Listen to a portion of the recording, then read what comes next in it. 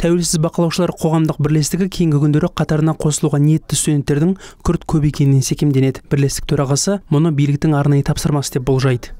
Кеңседе үнемі әріптесім Назерке Сексенбайқызы отырады.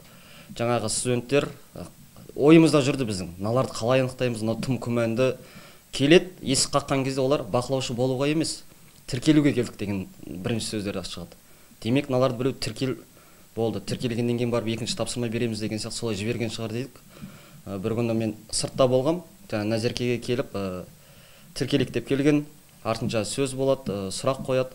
Назерке оларға сіздерді пропсоюз жіберді ма деп тіке сұрақ қоя қалады. Ана жастар тұрды. Жоқ, біз мынандай чаттан келдік деп, өздері жас қой бәрібір, аңғалдығымен ба, өз чаттарын көрсетеді.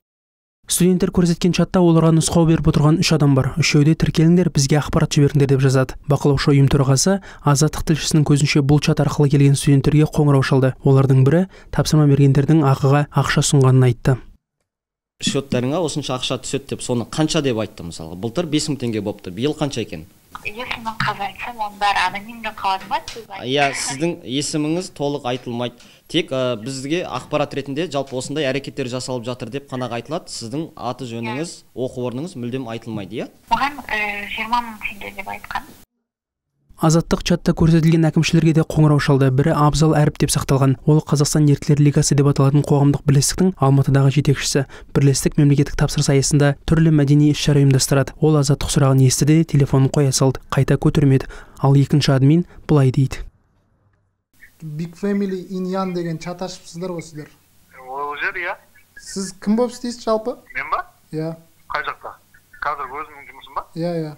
Бизнесім. Студенттерді не себепті тартып атсыздар деген ғой бақылаушы болуға?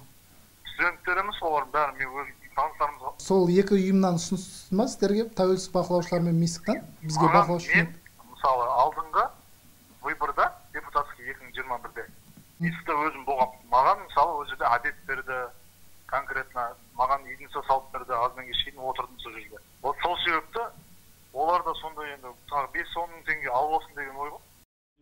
Қазақстанда тәуелсіз бақылаушылар 2019 жылы президент сайлау кезінде бұрмалау болғанын, дауыс ұрланғанын мәлімдеп көзге көп түсті. Содан бері олар қысым күшейгенін айтады. Былтыр президент сайлауы қарсаңында да осындай шағымдар болған. Аян Қалмұрат, Азамат Жанқатов, Азат Ньюс.